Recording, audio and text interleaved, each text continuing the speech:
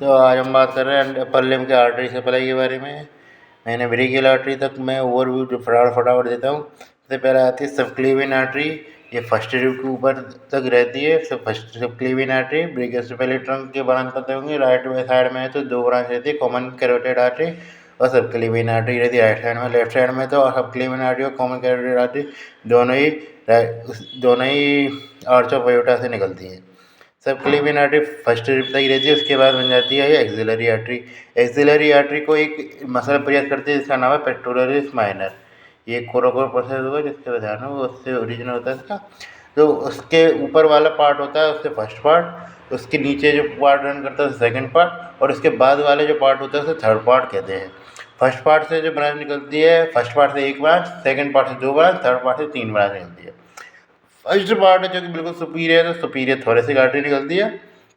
Second part से काफ़ी famous artery निकलती है, इसका नाम है थोरैको एक्रोमियल आर्टरी।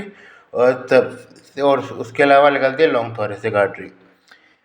थर्ड पार्ट से बात करें तो यदि ह्यूमरस के एंटीरियर में संकम्प्रेस करें तो एंटीरियर संकम्प्रेस आर्टरी, पोस्टीरियर में पोस्टीरियर संकम्प्रेस होती है, स्कैपुला जाती है, उसे सब स्कैपुलर आर्टरी कहते हैं।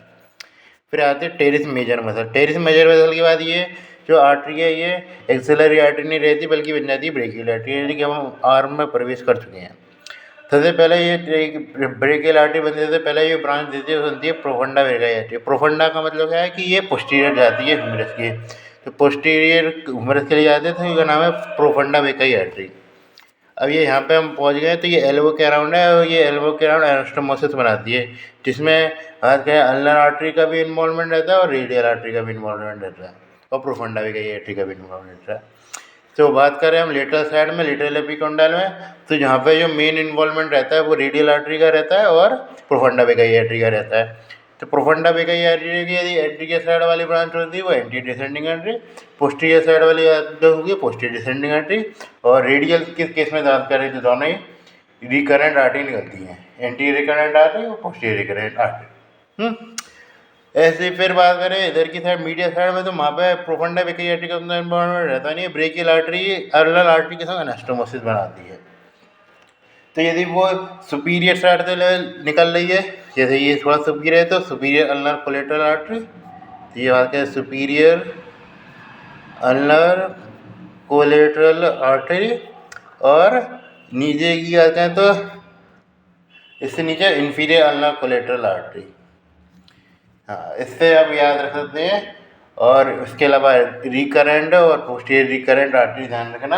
पोस्टीरियर रिकरेंट होती है सुपीरियर के संग, पोस्टीरियर रिकरेंट सुपीरियर के संग। मैं लिख देता हूँ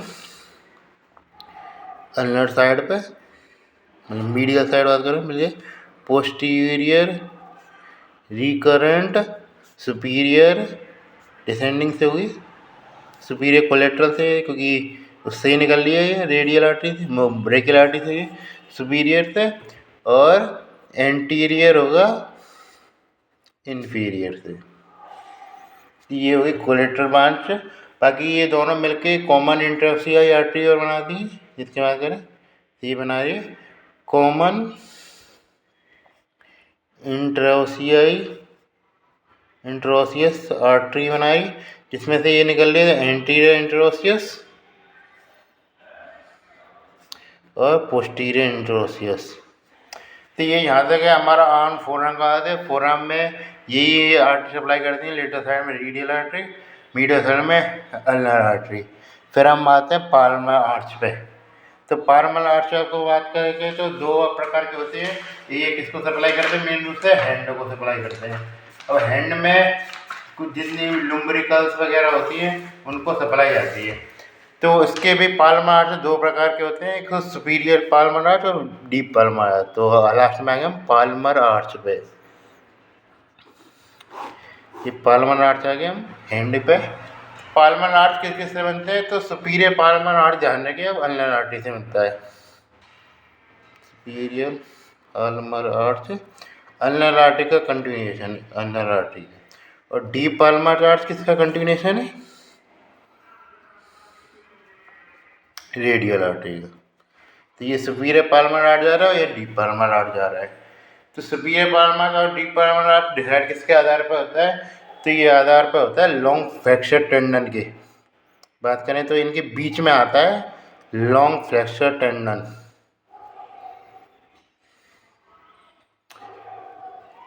लॉन्ग फ्लेक्सर टेंडन के जो अपर पार्ट होगा उसे सुपीरियर पार्ट आर्च कहेंगे और डीप होगा उसे डीप पार्मर आर्च कहेंगे।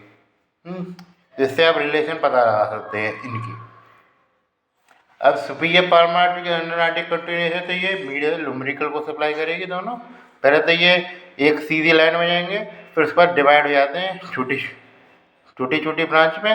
हालांकि यदि 2 पार्ट में डिवाइड होगा उनके सप्लाई करते हैं लुम्ब्रिकल्स को ये। और जो रेडियल ब्रांच है ये डीप पार्मर आर्च है, ये पहले थंब को सप्लाई करते हैं। थंब को सुपीरियर पार्मर आर्च की कोई सप्लाई नहीं रहती, उसको सप्लाई रहती खाली डीप पार्मर आर्च की। और जो फर्स्ट इंडेक्स फिंगर है उसको बात करें चले तो उसको सुपीरियर पार्मर आर्च की भी सप्लाई रहती है और डीप पार्मर आर्च की सप्लाई रहती है। बात करें तो यहाँ पे एनास्टोमोसिस बना लेती है सुपीरियर पार्मर या डीप पार्मर। तो ये फर्स्ट इंडेक्स फिंगर है, ये थंब है, तो फर्स्ट इंडेक्स फिंगर पे सुपीरियर पार्मर और डीप पार्मर आर्च की मिक्स सप्लाई रहती है। बाकी की यहाँ पे इधर की साइड भी एनास्टोमोसिस बना देते हैं, उसका कुछ ना कुछ खास मेथड नहीं है। तो ये आपस में मिलते हैं रिकरेंट ब्रांच से। तो यदि रेडियल आर्टरी कंटिन्यूएशन में जा रही है, अल्नर आर्टरी समझ ले तो रिकरेंट ब्रांच है, तो ये रिकरेंट ब्रांच होगी, रेडियल आर्टरी की ब्रांच होगी। अब अल्नर आर्टरी बन रही है पूरी, तो ये इसके संग जा रही है सुपीरियर पार्मर आर्च। मेन आपको ध्यान रखना है सुपीरियर पार्मर आर्च किससे बनना है, अल्नर आर्टरी से, और डीप पार्मर आर्च बनना है रेडियल आर्टरी से। बाकी कॉम इसके अब रिलेशन वगैरह आप याद रख ही सकते हैं। ये all of this is all of today.